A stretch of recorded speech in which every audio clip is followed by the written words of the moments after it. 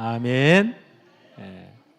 여러분이 기도해 주셔서 인도의 그 IRT에서 우리 신학교 개강을 잘 마치고 왔습니다.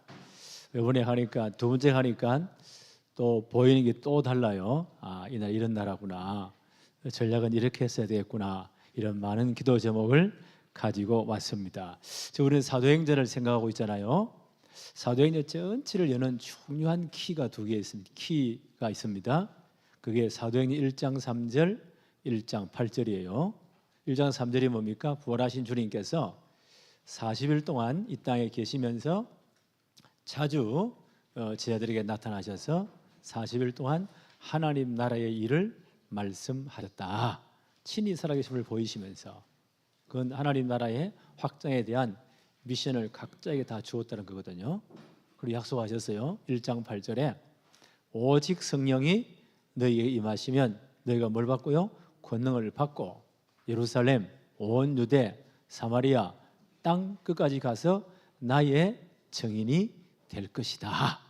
되라 이러면 우리는 못해요. 될 것이다 약속하셨습니다. 이 약속 믿고 이제 가면 되는 거예요. 예. 예루살렘 교회가 보니까 이 큰 은혜를 받고 자꾸 안 가는 겁니다. 예.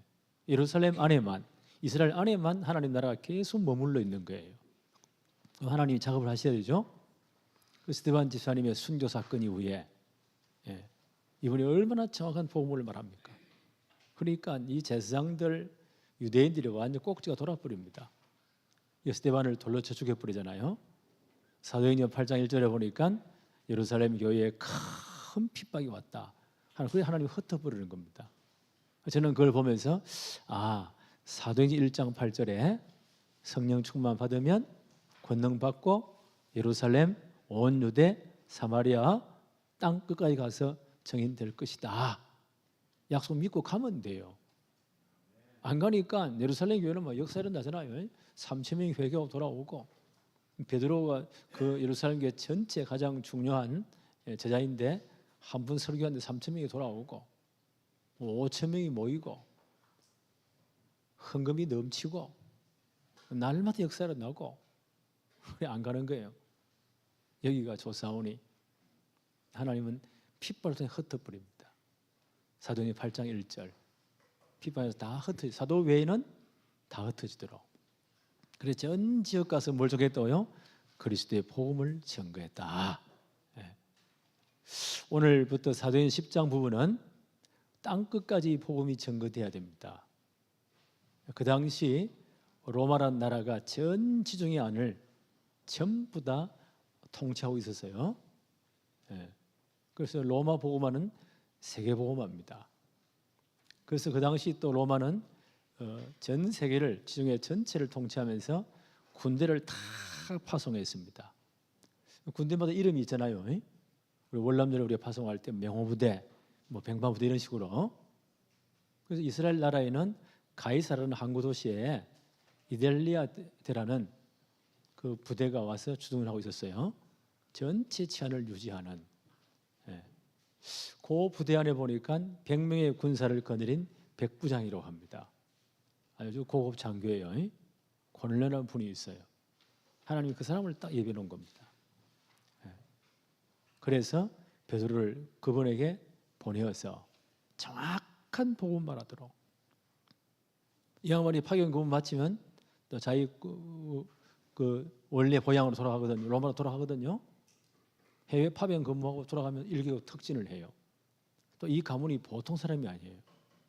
이분이 정확한 복음하고 돌아가면 로마의 전체 복음에 큰 영향이 미치는 겁니다.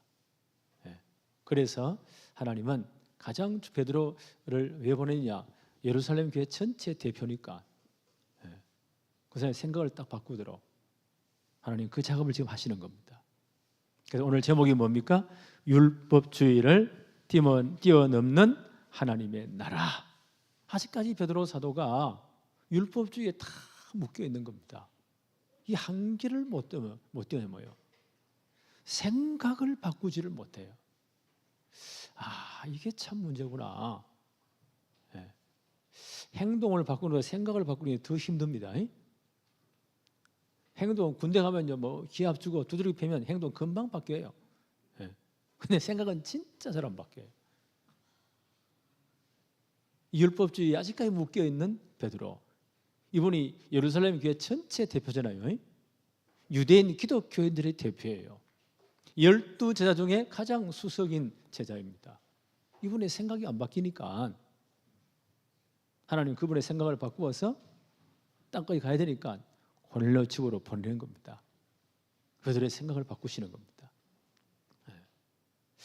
자, 1번 한번 볼까요? 하나님 나라 확장을 위해 예비된 영혼. 10장 1절 2절입니다. 가이사라에 지금의 항구 도시입니다. 지금은 폐허가 됐지만 그때는 이 군사의 적인 중요한 항구입니다. 이 항구 도시에 고넬료라 하는 사람이 있으니 이달리아테라는 부대, 로마에서 파병한 부대죠. 그래서 전체 이스라엘 나라 전체 치안 유지를 위해서 보낸 부대입니다.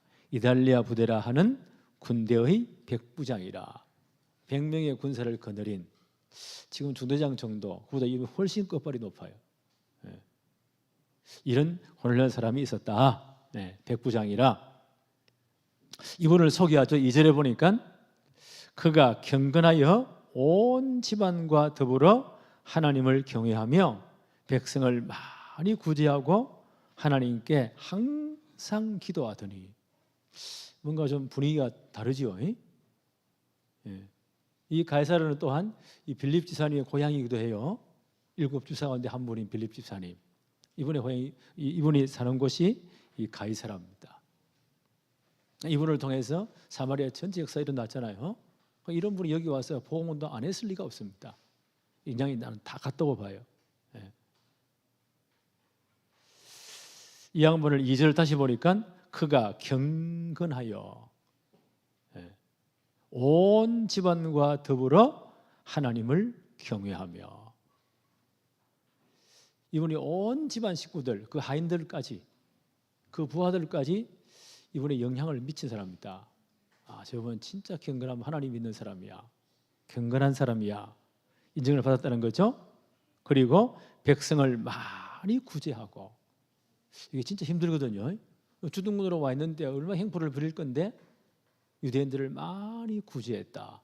칭찬을 많이 받았다는 겁니다. 구제하고 하나님께 항상 기도하더니.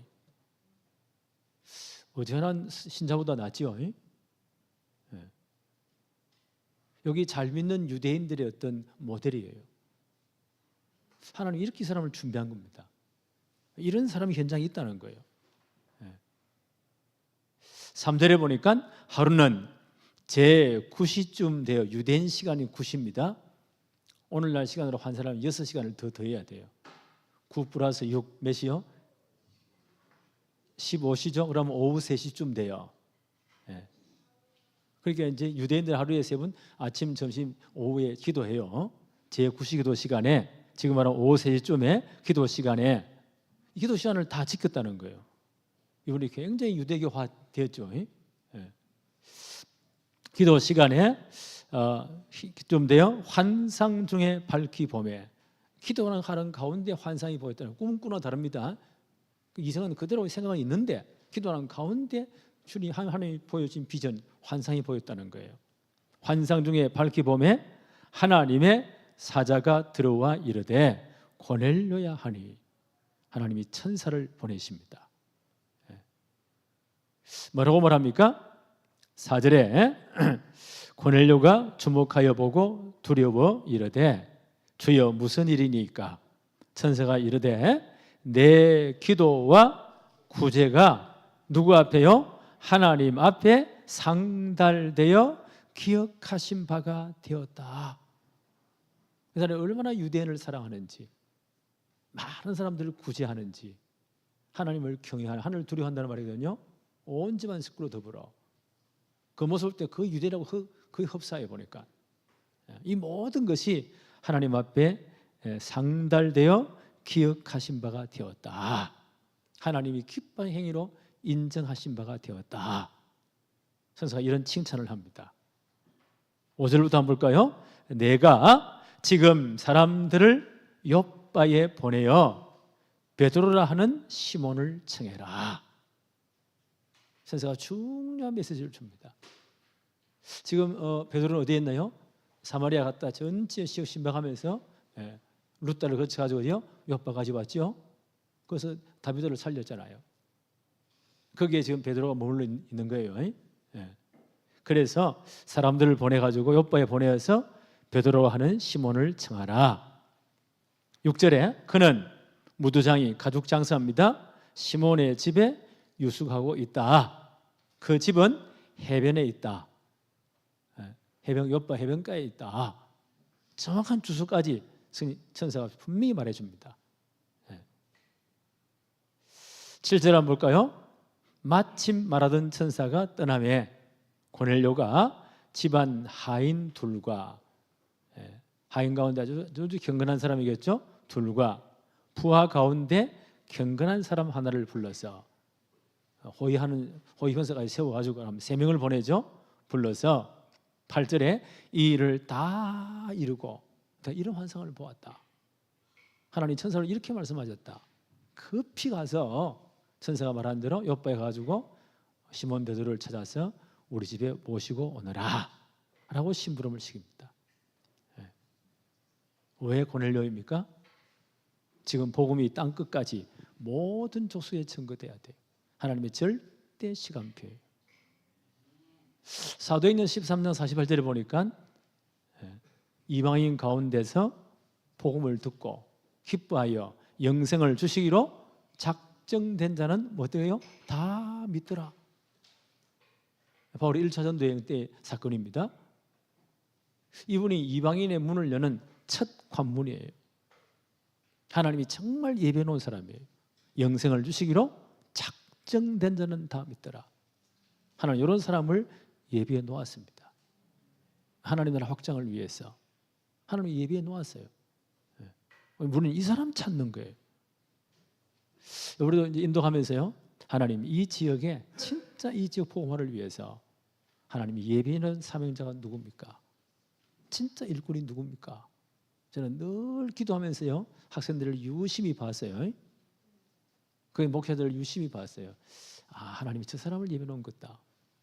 저 사람이 진짜 인도 복음화를 위해서 하나님이 준비한 사람이구나. 이런 것들이 이제 보이기 시작합니다. 자, 그래서 이제 이분에게 이 베드로를 반드시 보내야 돼요. 왜요? 정확한 복음을 말해야 되기 때문에. 하나님 이런 작업을 해놓으시고 그 다음 봅시다. 10장 9절부터요. 이튿날 그들이 길을 가다가 그 성에, 어느 성입니까? 요빠죠? 한 하루쯤 걸린다고 해요. 이튿날 이 고넬료의 심부름을 맡은 세 분이 길을 가다가 그 성 요빠에 가까이 갔을 때에, 그때에 베드로가 기도하려고 지붕에 올라가니 그 시각은 제6시더라. 히브리 시간 제6시, 6시간 더 해야 되죠? 그럼 낮 12시예요. 정오에. 유대인들의 집은 좀 평평해요. 옥상 같은 곳이에요, 지붕에. 그래서 기도도 하고 그렇게 하는가 봐요. 그때 베드로가 기도하러 올라갔다. 시간은 정오쯤 되었다.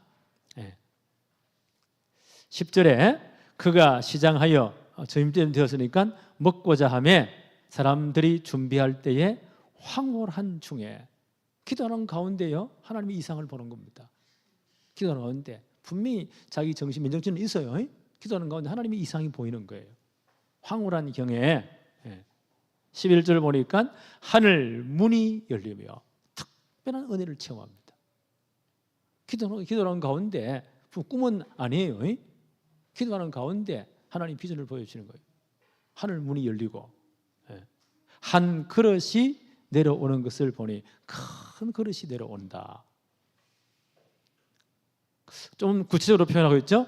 큰 보자기 같고 내 귀를 메어 땅에 들이웠더라. 큰 보자기 같은데 내 귀에 밧줄이가 내려오는가 봐요. 상상이 되어집니까? 이런 환상을 보았습니다.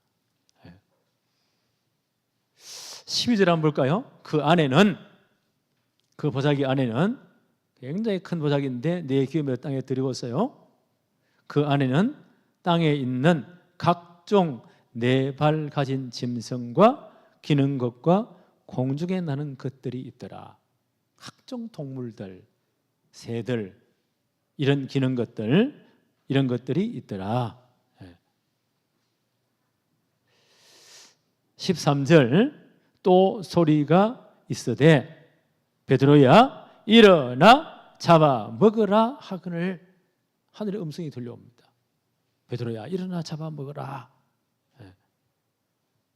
베드로가 뭐라고 말하죠? 14절에 베드로가 이르되 주여 그럴 수 없나이다. 다 속되고 깨끗하지 아니한 것을 내가 결코 먹지 않았나이다 한데, 보니 그 보자기에 보니까요 레위기 11장에 나타난 율법에 금한 동물들, 그런 것들이 꽉 차 있는 거예요.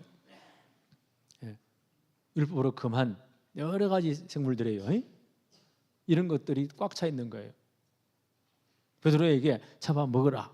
베드로가 아니 난 제가 율법에 의하면 부정한 동물들을 음식을 저는 절대로 먹지 않았습니다. 그걸 왜 잡아 먹으라고 합니까? 이런 중요한 하나님의 계획이 있겠죠. 15절 한번 볼까요? 두 번째 소리가 있으되 하나님께서 깨끗하게 하신 것을 내가 속되다 하지 말라 하시더니, 아니 하나님이 다 깨끗하게 해서 그럼 네가 왜 속되다고 그렇게 고함을 지르냐? 아직 베드로가 이게 뭐 이해가 잘 안 되는 거예요. 16절 이런 일이 3번 있은 후에 3번. 베드로하고는 3이라는 숫자가 굉장히 많죠, 그죠? 예수는 부인할 때 3번 부인했고, 그렇죠? 하여튼 예수님이 또 부활하신 주님이 갈릴리에 도망간 베드로를 찾아가시죠? 또 3번 부르시잖아요. 네가 진짜 나를 사랑하느냐? 베드로가 정말 내가 주님 사랑합니다. 두 번째 정말이냐? 베드로가 근신대가 진짜입니다. 또 3번째 내가 진짜 나를 사랑하느냐? 하여튼 이분은 3번하고 무슨 관계가 많은가 봐요. 이런 일이 3번 있은 후에 그릇이 곧 하늘로 올라간지라. 분명히 하나님의 계획이 있겠죠. 지금 고넬료가 보낸 사람 대문 앞을 거의 가까이 오고 있어요. 베드로는 기도하는 중에 이런 사건을 보는 거예요. 환상 중에. 이게 뭘까? 베드로 궁금하겠죠. 먹는 음식 관계도 하고 관계가 되었는데 베드로 이쯤 되면 깨달아야 되는데 이 인물이 좀 늘은 회전이 늦은가 봐요. 마가복음 7장 18절 19절에 먹는 음식 문제에 관해서 율법의 완성자인 예수님의 이런 말씀하십니다. 예수님이 내린 결론이에요. 마가복음 7장 18절 19절에 예수께서 이르시되 너희도 이렇게 깨달음이 없느냐. 음식 가지고 막 논쟁이 일어나니까 먹어야 된다 안 먹어야 된다, 이건 부정한 것이 안 부정한 것이다 논쟁하니까요, 율법의 종결자, 율법의 완성자이신 예수님의 선포입니다. 이렇게 말씀하세요. 너희도 이렇게 깨달음이 없느냐. 무엇이든지 밖에서 들어가는 것이 능히 사람을 더럽게 하지 못함을 알지 못하느냐. 이는 마음으로 들어가지 아니하고, 음식 먹었다고 뭐 마음이 뭐 들어보십니까? 그런 건 아니에요. 마음으로 들어가지 아니하고 배로 들어가 뒤로 나감이라. 이러므로 모든 음식물을 깨끗하다 하시니라. 하나님이 깨끗하다 했대요. 근데 구약 율법은 이제 율법의 완성자 예수님이 선포하신 거예요. 모두 하나님이 지으신 거야. 깨끗한 거야. 가릴 게 없어요. 주님이 이 결론을 딱 내렸다고요. 구약 시대는 거룩한 백성의 어떤 표징으로서 여러 가지 제한을 많이 주었습니다. 예수님 율법의 완성자 주님이 오셨습니다. 다 끝냈습니다. 그래서 속으로 들어가는 음식이 우리 마음 속 사람을 마음을 더럽게 하지 못한다는 거예요. 바울은 이렇게 해석합니다. 디모데전서 4장 3절 4절입니다. 그 당시 초대교회 이상한 이단들이, 특별히 영지주의 이단들이에요. 혼인을 금하고, 그래 막 이혼 운동을, 불신 결혼했잖아, 다 이혼해. 그런 이상한 이단들이 들어와서 교회를 막 엉망진창 만들었어요. 바울은 말합니다. 아니야. 복음의 사람이 그 불신자를 충분히 변화시킬 수 있어. 그게 복음의 능력이야. 너희 때문에 모든 자녀들까지 남편까지 구원받고 거룩한 백성 될 거야. 이제는 거꾸로 우리가 다 부정탄다고. 복음이 그렇게 약하지 않습니다. 이런 이상 이단들이 교회를 헷갈리게 만드는 거예요. 그리고 바울이 지금 한마디 하는 겁니다. 혼인을 금하고 어떤 음식물을 먹지 말라고 이상한 가르침을 한다. 이단들이 와서 음식물은 하나님이 지으신 바니 믿는 자들과 진리를 아는 자들이 감사함으로 받을 것이니라. 하나님께서 지으신 모든 것이 선하고 감사함으로 받으면 버릴 것이 없느니라. 바울의 가르침이에요. 진짜 복음만 했으면 이 축복을 누리는 거예요. 근데 베드로가 아직까지요 여기까지는 못하는가 봐. 왜냐하면 유대 율법주의에 딱 생각이 딱 잡혀가지고 이 벽을 못 뛰어넘는 거예요. 그와 똑같이 이방인들을 대하는 것도요, 저것들은 구원받지 못할 사람들, 오직 유대인들 우리들만 구원받아야 할 하나님의 택한 백성 선민이다. 저 이방인들은 지옥의 불쏘시개로 하나님이 다 창조한 거야. 싹 다 지옥 가야 돼. 그들이 혐오했던 부정한 음식들, 그런 동물들과 똑같은 것들인데 왜 그럼 우리가 사람 모습으로 지었냐? 우리가 부려먹기에 혐오심이 없도록 사람 모습으로 지었다는 거예요. 원래 개와 돼지 같은 것들인데 이게 얼마나 잘못된 생각입니까? 지금도 유대인들은 우리 이방인들을 같이 서도 줄도 안 서요. 한번 공항에 대충 한번 보세요. 지금도 정통 유대인들 이 모자 쓰고 있는 사람들, 아이들까지라도 우리가 줄 서 있잖아요. 저것도 옆에 서 있어요. 왜요? 이방인들 같이 안 쓴다는 거예요. 이것들은 사람이 아니니까. 이런 편견에 잡혀 있는 거예요. 이게 맞아 죽을 세상이에요. 유대인들이. 초대교회 왜 초대교회가 유대인들과 왜 부딪힙니까?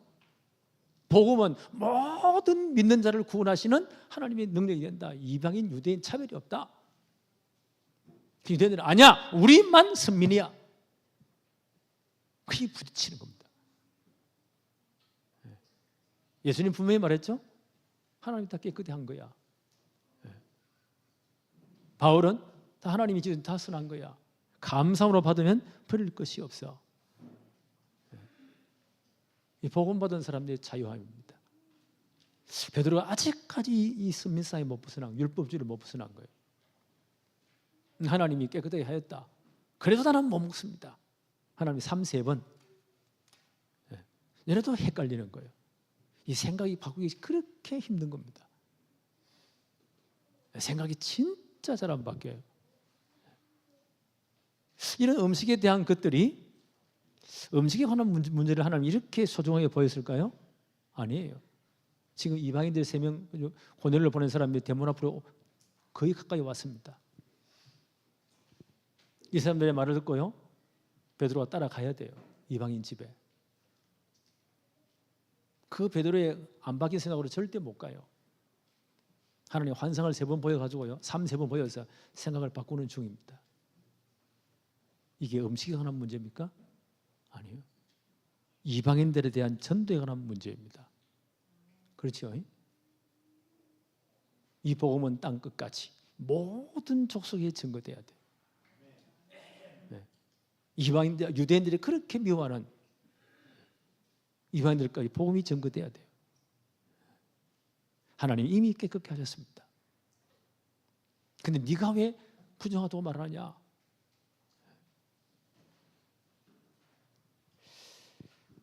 (10장 15절) 다시 한번 더 볼까요? 또 두 번째 소리에서 하나님께서 깨끗하게 하신 것을 내가 속되다 하지 말라 하더라. 이게 음식에 관한 문제겠어요? 유대인들이 그렇게 미워했던 이방인들도 정확한 복음 받아야 돼. 너희들과 똑같이 기종한 사람들이야. 로마서 11장 17절, 우리 로마서 우리 공부했잖아요. 로마서 11장 어떤 부분이죠? 하나님이 가나안 땅에 유대인들을 뭐요? 참 감람나무로 심었어요. 그게 진짜 참 좋은 열매가 나와야 돼요. 그들을 통해 하나님이 세계복음 하도록 그런 계획이 있단 말이에요. 그런데 유대인들이 엉망진창이에요. 전혀 창검나 열배를 맺지 못하고 엉망진창이 되어버렸다. 선민상에 빠져가지고 하나님이 열받쳤습니다. 바울의 표현입니다. 그 참감람의 가지를 하나님이 꺾어버렸다. 거기서 누구를요? 돌감람나무 이방인들입니다. 그 사람들을 꺾어가지고 접붙였다. 그래서 참감람의 진액을 받게 했다. 이방인들을 제대로 예수 믿게 해서 구원의 반열에 들게 했다. 그 표현이에요. 그래서 이방인의 충만한 수가 돌아올 때까지 하나님 이 작업을 하실 것이다. 그 이후에 유대인들이 시기가 나서 택한 백성들이 마지막 때에 많이 주님 앞으로 돌아올 것이다. 바울이 유대인들에 대한 하나님의 시간표입니다. 지금 이 시간표예요. 그래서 이방인의 충만한 수 돌아올 때까지 복음은 계속 증거될 것입니다. 베드로에게 이걸 지금 하나님이 베드로의 생각을 바꾸시는 거예요. 생각 바꿔. 지금은 이 복음이 모든 이방에 증거될 시간표야. 하나님 이미 깨끗게 해서. 자, 계속 봅시다. 17절. 베드로가 본 바 환상이 무슨 뜻인지 속으로 의아해 하더니 마침 고넬료가 보낸 사람들이 시몬의 집에 찾아 문 밖에 서서 18절 불러 묻되 베드로라 하는 시몬이 여기 유숙하느냐 하거늘 대문 두드리면서 베드로를 찾습니다. 하나님이 정확하시죠? 19절 베드로가 그 환상에 대하여 생각할 때에 성령께서 그에게 말씀하시되 두 사람이 너를 찾지 않느냐. 한 사람은 베드로의 그 고넬료의 졸병 군사는 경호원이고 심부름 두 사람이 이렇게 보냈잖아요. 두 사람이 너를 찾는다. 성령께서 말씀하십니다. 20절 일어나 내려가 의심하지 말고 함께 가라. 내가 그들을 보내었느니라 하시니 성령께서 감동을 주십니다. 찾는 그 사람을 받아들여라.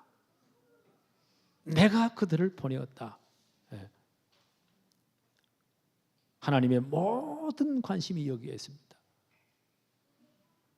구원 반드시 복음받아야 될 고넬료 집사람, 집에 있는 모든 가족들, 이분들이 영생을 주시기로 이미 작정된 사람입니다. 로마 복음화의 이방인 선교의 중요한 첫 과문이 될 사람이에요. 하나님 여기에 모든 관심이 다 있습니다. 그 사람이 하나님 지역적인 하나님 그 사람 신경을 놓았습니다. 그리고요 정확한 복음을 전가해 예루살렘 교회를 대표하는 12제자의 사장 수장인 베드로가 가야 돼요. 그 중요한 이유가 있어요. 왜? 예루살렘 교회 전체가 여기 관심을 가져야 되기 때문에. 그래서 나는 이거 보면서 담임 목사가 이런 선교 현장에 꼭 갈 필요가 있다. 우리 교회를 대표하니까, 우리 단체를 대표하니까. 지난번 우리가 유튜브 그 줌으로 해가지고 몇 사람 봤잖아요. 보니까 줌으로 봐도 해도 그 아이 하나가요. 와 목사님 하면서 끌어안기는 거예요. 야 이게 그렇구나. 그냥 화면으로 보는 거하고 가는 거하고 우리 교회 대표로 가는 거하고 이게 다르구나. 저는 이 목사하면서요. 고넬료는 이 중요한 사람에게 예루살렘 교회 전체를 대표 담임 목사님이니까 베드로가 예수님 12제자가 수장이에요. 수제자예요. 이분이 가야 돼요. 그래서 예루살렘 전체 관심을 가지는 거예요. 하나님이 그렇게 하셨구나. 이 환상을 보여서 베드로의 생각을 바꾸시면서요. 성령께서 말씀하시잖아요. 19절 베드로가 그 환상에 대하여 생각할 때에 누가요? 성령께서 그에게 말씀하시되 두 사람이 너를 찾지 않느냐. 일어나 내려가 의심하지 말고 함께 가라. 내가 그들을 보내었느니라 하시니 하나님의 관심이 여기에 있습니다. 복음 받아야 될 이방인 고넬료, 그 정확한 복음을 말해야 될 예루살렘 교회 대표 베드로, 성령께서 정확하게 만나게 하십니다. 이렇게 성령이 역사하셨구나. 우리 인도 한 일주일 쭉 지내면서요. 이건 성령이 우리가 하는 사역이 아니고 성령이 하시는 일이구나. 그렇게 닫게 되었어요. 계속 한번 볼까요? 21절 베드로가 내려가 그 사람들을 보고 이르되 내가 곧 너희가 찾는 사람인데 너희가 무슨 일로 왔느냐? 베드로도 다시 한번 확인하는 거예요. 이분들이 이렇게 말합니다. 22절 그들이 고넬료가 보낸 사람들이죠. 대답하되 백부장 고넬료는 의인이요 하나님을 경외하는 사람이라 유대 온 족속이 칭찬하더니 아마 가이사랴에 사는 모든 유대인들이 이분을 백부장 고넬료를 칭찬하는가 봐요. 칭찬하더니 그가 거룩한 천사의 지시를 받아 당신을 그 집으로 청하여 말을 들으려 하느니라 한데 천사가 당신을 초청하라고 했습니다. 당신에게 하나님 말씀을 들으라고 했습니다. 그게 뭘까요? 정확한 복음이에요. 복음을 들으라고 그렇게 했습니다. 23절 베드로가 불러 들여 유숙하게 하니라. 그리고 그 다음날 이제 고넬료 집을 가는 거예요.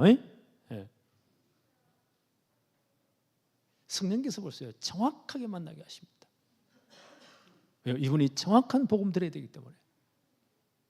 사도행전 11장 14절에 보니까 예루살렘 공회에서 베드로가 이제 이 사건에 대해 설명하는 부분입니다. 천사가 고넬료에게 한 말을 이렇게 베드로는 소개합니다. 사도행전 11장 14절에 그가 너와 내 온 집이 구원받을 말씀을 내게 이를 것이라고 고넬료가 말했다는 거예요. 그래서 내가 갔다는 거예요. 이분이 정확한 복음 들어야 돼요.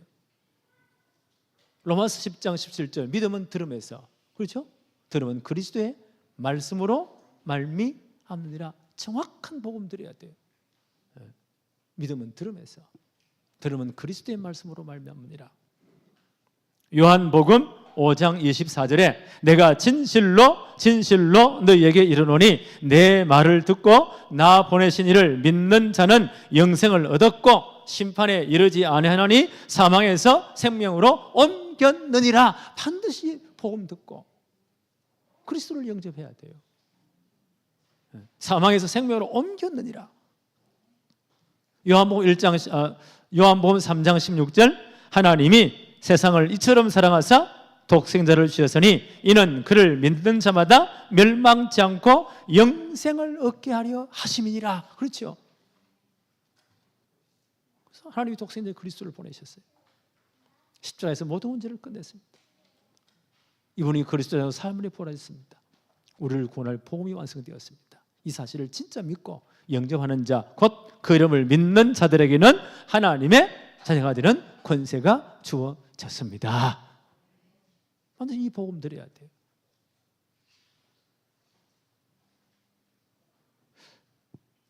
요한복음 1장 12절 영접하는 자, 곧 그 이름을 믿는 자들에게는 하나님의 자녀가 되는 권세가 주어집니다. 반드시 복음 듣고 예수 믿어야 돼요.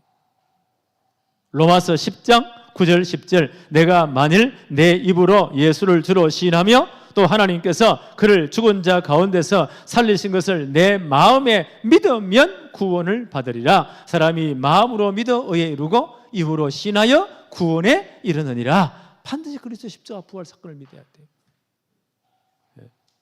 그리스도의 십자가 부활을 복음이 완성되었잖아요. 그래서 진짜 믿어야 돼요. 마음으로 믿고 어떻게 해요? 입으로 반드시 시인해야 돼요. 그래야 구원받습니다. 하나님 이 일을 위해서 하나님 모든 걸 통한 천사를 통원하시고, 그렇죠? 일꾼들을 통원하시고, 베드로가 환상을 보게 하시고, 생각이 잘 안 바뀌니까 깨닫게 만드시고, 예루살렘 교회 전체를 대표하는 수장 베드로를 이 귀한 분에게 보내가지고 정확한 복음 말하도록 하나님 여기에 최고의 관심이 있습니다. 베드로의 율법주의를 뛰어넘는 하나님 나라 확장됩니다. 이렇게 해서 이번에 가면서 제가 많이 기도했거든요. 하나님 여기 무슨 계획이 있습니까? 그 인도에 대해 조금 이제 좀 찾아보니까 인구가 14억 6천. 지금 중국 인구가 14가 안 된다고요. 코로나 때 엄청 많이 사람들이 죽었기 때문에 어떻게 환산하느냐. 그들이 쓰는 기름, 식량 사가는 것 계산해 보면 얼마 좀 되겠다 나오는데 인구가 많이 줄었다고 해요. 지금 인구가 제일 많은 나라가 인도입니다. 14억 6천만. 세계 인구의 18%, 전 세계 지구상에 사는 인구의 18%, 100명 중에 18명이요 인도 사람이란 거예요. 이거 대단하죠. 와, 대단한 나라다. 거리를 가만 보니까요, 젊은 사람들이 엄청 많아요. 희망 있잖아요. 우리나라 와 보니까 막 거리에 돌아다니는 사람 전부 다 남한한 사람이라. 아이들이 잘 안 보여. 아이들이 얼마나 많은지, 야, 희망이 있구나. 종교를 보니까요, 힌두교가 80%, 100명 중에 80명이 힌두교인들이에요. 그러니까 모슬렘들이 14.2%, 14명은 모슬렘이다.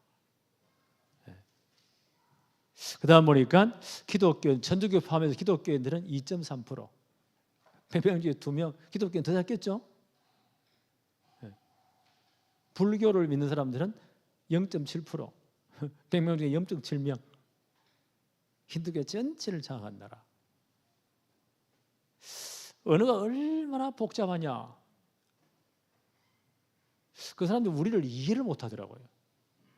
김장군 목사님하고 2명 갔는데 우리 여기 대학 졸업했잖아요. 신학대학원 졸업했잖아요. 그럼 거기 와 영어로 설교를 팍 해야 되는데요, 통역을 시켜. 그 얘들이 이상하게 봐요. 저것들은 왜 영어를 못하지? 그래가지고요, 그 벨라노 한 놈이 질문해요. 통역을 노아리 선교사님이 했는데, 노아리 선교사님이 영어가 우리가 들을 때는 이상하잖아요. 거기 가래 그 사람들 말이랑 얼마나 잘 통하는지. 영국식 영어인데 이상한 영어, 그들만의 영어예요. 오늘 벨라노미 한 놈이 질문했어요. 질문이 있습니다. 선교사님 뭐냐니까, 아니 저 두 목사님은 저렇게 많이 배운 분인데 왜 영어로 설교를 못해요? 통역을 왜 해요? 선교사님이 답을 해줬어요. 우리나라는 인도보다, 우리나라 인도에 비하면 33배가 작아요. 조그마한 나라입니다. 우리 한국은 족속이 하나, 한민족입니다. 백이민족. 말도 하나입니다. 그러니까 다른 말을 할 필요 없어요. 너무 잘 통하기 때문에. 그래서 우리는 다른 거 할 필요가 없다고. 여기는 보니까요, 공식 언어가, 국가에서 인정 언어가 22개예요. 복잡하지요. 제일 많이 쓰는 언어가 힌두하고 벵갈아. 그다음 보니까 이 언어만 해도 270개 말이 통용이 된대요. 와, 복잡하지요. 우리나라 경상도에서 이 전라도 가면 처음에는 말 안 통해요. 제주도 사투리는 더 몰라. 똑같은 말입니다. 그런 사투리가 포함하면요, 그런 말들이 19,500개래요, 방언이. 그러니까 요 마을에 버스 타고 저갈 가지고 우리말 하면 자기들끼리도 또 안 통해. 자, 이런 나라가 어떻게 통하겠어요? 그러니까 전체가 가장 많이 쓰는 언어가 힌두하고 벵갈어니까 자기 부족의 언어를 사용해도 벵갈어라든지 힌두어는 거의 다 알아들어요. 그러니까 2개 말이잖아요. 그 다음 너무 복잡하니까 영국이 한 200년 정도, 한 180년 지배했어요, 인도를. 그때 이제 다 뭐 영어로 전부 간판이 다 영어입니다. 자기들끼리 통하려면요, 먹고 살려면 영어를 반드시 해야 돼. 손짓발짓 하면서. 이 사람들 학교 안 배워도 어릴 때부터 이렇게 3가지 4가지 말을 하면서 자라온 거예요. 자연스럽게. 이게 다 습득이 되어 있어. 그 3가지 아니면 4가지 언어를 거의 다 할 줄 알아요. 우리하고는 완전 다르잖아요. 이야, 이거 대단한 거네. 오늘 우리말도 잘 못하는데 그래요? 이들은 자연스럽게 습득이 된 거예요. 그럼 우리가 영어를 못하니까 진짜 이상해 봐. 저 희한하네. 왜 영어를 못하지? 우리 나라 설명하니까 참 좋은 나라라고. 하나님께 얼마나 편리하겠냐. 우리는 세계인들이 이렇게 복잡하다고. 종족 수가 보니까요, 이 나라는 보니까 28개 주로 되어 있거든요. 주가 28개. 연방 정부예요. 그 주로 이제 부족 단위로 이렇게 구성되어 있어요. 부족 단위로. 그게 705개 부족이 전체 형성되어 있는 거예요. 이게 진짜 복잡하잖아요. 제가 이제 위로 쭉 와 보니까요, 미얀마 국경, 인도 북쪽, 동쪽에 있는 그 지역에는 몽골레 우리 같은 사람이 꽤 많아요. 내가 조금만 까무잡잡해 보면 거기 들어가면 몰라요. 이해가는지 이런 종족도 있고, 밑으로 점점 내려오면서요, 아리안 개 있잖아요. 코도 크고 눈도 동그랗고, 이게 뭐 전체가 다 섞여 있어요. 전혀 거기에 거부감이 없어요. 이렇구나. 말도 보니까 뭐 전부 다 영어로 통하고 싹 다 통하고, 언어 속도가 굉장히 좀 빠르고, 이렇구나.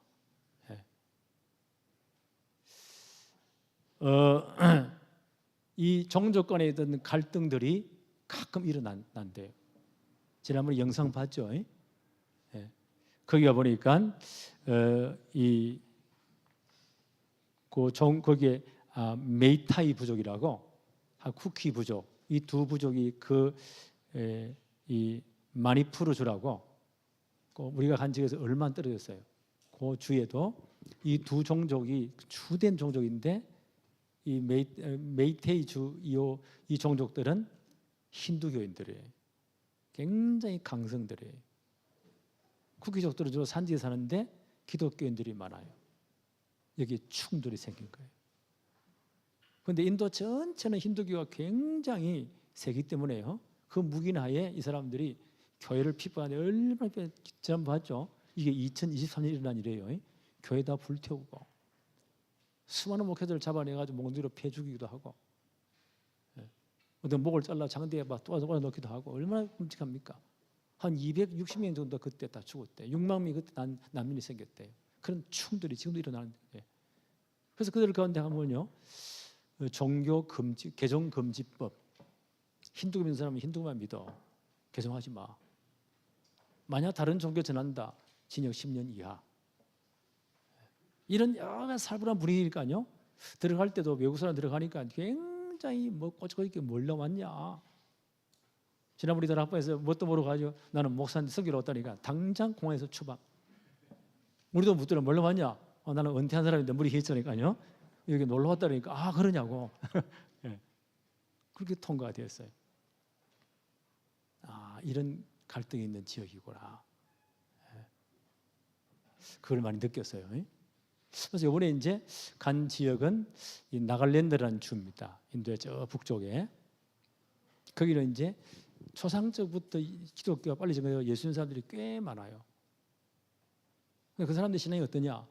부모님이 기독교를 믿었으니까 우리도 기독교인이다. 그냥 세습하는 거예요.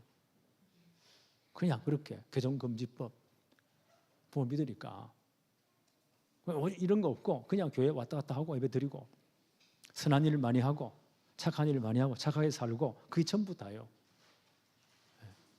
거기 선교사님들이 꽤 많이 왔거든요. 한국 고신청에도 선교사님이 와가지고 교회도 지어주고 건물도 지어주고 열심히 해가지고 사진 찍고 폼 잡고 입단해 드리고 그리고 싹 다 갚으랬대요. 우리는 뭐냐? 어느 날 그분들 표현이에요. 미국 선교사님이 와가지고 어려 선교사가 와가지고 병원도 지어주고 뭐 피처도 해주고 와장창 떠들더만은 싹 다 갚으랬대요. 그 당신들이 뭐가 필요하냐? 우리 메시지를 들으면서요. 예수가 그리스도, 예수만 그리스도, 오직 유일한 길 그리스도.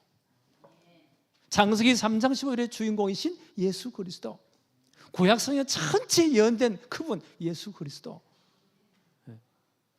다른 이로서는 구원을 얻을 수 없나니 천하 인간의 구원 얻을 만한 다른 이름을 주신 적이 없습니다. 이 복음을 말해주는 사람이 없었다는 거예요. 거기는 중요한 지도자예요. 그분이 교수님이에요. 꽤 깨인 분이고 미국 가 유학 가서 성교학 박사까지 받은 분이에요. 그분이 하는 말이 자주 오십시오. 당신들이 전한 그 복음, 예수는 그리스도, 예수만 그리스도, 유일한 길이신 예수 그리스도. 이 복음을 제대로 뿌리 내려 주십시오. 대충 이해되죠? 아, 하나님이 그래서 보냈구나. 네. 얼마나 큰 나라입니까? 그래서 거기마다 신학생들 가운데 진짜 제대로요 가르쳐서 전 지역에 파송해야 되겠다. 네. 제대로 복음도 해야 되겠다. 하나님이 이 시간표를 우리에게 보여주었습니다. 기독교 힌두교인들이 80%예요. 기독교 천주교 포함해서 2몇 %예요. 천주교 빼버리면 기독교는 1%도 채 안 돼. 완전 전무해요. 아, 이 복음이 필요하구나. 네.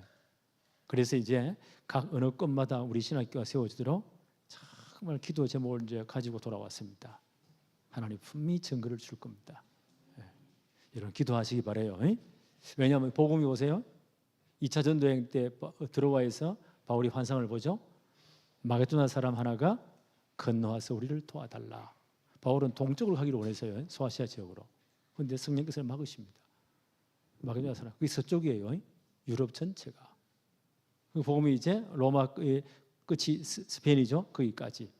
그 대서양 거기서 넘어가면 영국, 대서양 건너면 미국. 한때 미국을 최고로 축복했잖아요. 세계 선교사를 가장 많이 파송한 나라. 그 태평양 건너가지고 우리 한국으로, 일본으로, 동남아로. 100여 년 전에 복음받은 한국이 뭐예요? 우리나라 얼마나 하나님 복음 때 이렇게 축복하신 거예요. 지금 세계 선교사를 가장 많이 두 번째 파송하는 나라. 하나님 이것도 우리나라를 축복하시는 겁니다. 네. 앞으로 북한문 열리면 저는 생각해요. 만주하고 몽골 다 열릴 것이다. 위로 올라가 버리면 러시아, 밑으로 가면 중국, 계속 서로 가버리면요 이슬람권, 계속 가버리면 예루살렘 서쪽으로, 밑으로 내가 동남아 거쳐가지고 인도 거쳐가지고 인도를 거치는 중이구나. 예. 중국은 지금 보니까 굉장히 많은 선교사님이 갔잖아요. 드디어 중국에 있는 사람들이 인도까지 와서 선교하는 분들이 있어요.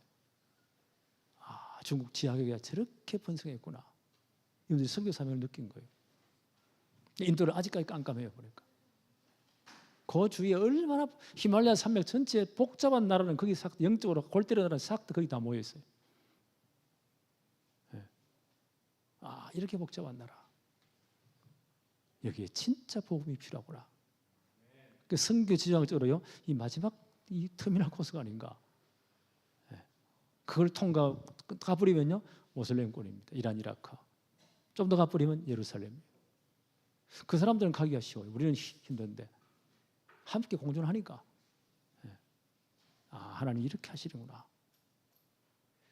이런 중요한 시간표를 보았어요. 그래서 복음은 땅 끝까지 모든 족속에게 증거되어야 맙니다. 여기 우리가 이제 진짜 이제 요거 기도하시기 바랍니다. 그래서 이제 우리가 이제 유튜브를 화면을 찍어가지고 강의를 찍어서 보내주고 개강 종강할 때는 한국에 들어가서 오픈해주고. 나머지 강의는 여기 촬영해가지고 다 보내주고 학점 다 매기고 이렇게 해서 이제 거기에 충분히 일꾼들을 키우기를 원합니다. 우리 교회가 이걸로 진짜 기도하시기 바랍니다. 이 사역은 조용히 해야 돼요. 사진을 찍었는데 찍어가지고 가지 말아요. 괜히 거기 가서 뭐 돌아다니면은 이렇게 여러 가지 불이익을 당할 수가 있으니까. 힌두교 극단주의자들은 굉장히 그 사람 건드리면요 와서 뭐 그다음 죽이니까. 그래서 조용히 우리를 도와주세요. 그런 현장을 보고 왔습니다. 하나님 나라는 지금도 계속 확장되고 있습니다. 기도합시다. 하나님 아버지 감사합니다.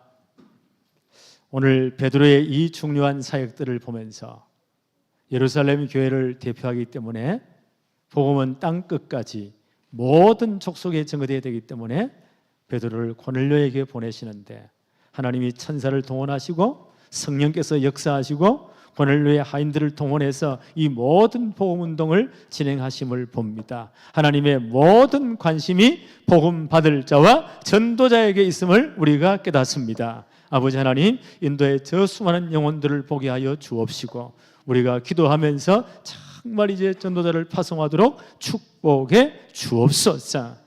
이 복음이 땅 끝까지 모든 족속에게 증거되게 하여 주옵소서. 하나님의 나라가 확장되게 하여 주옵소서. 여기에 우리가 진심으로 이제 서임 받도록 축복해 주옵소서. 예수 그리스도 이름으로 기도하옵나이다. 아멘.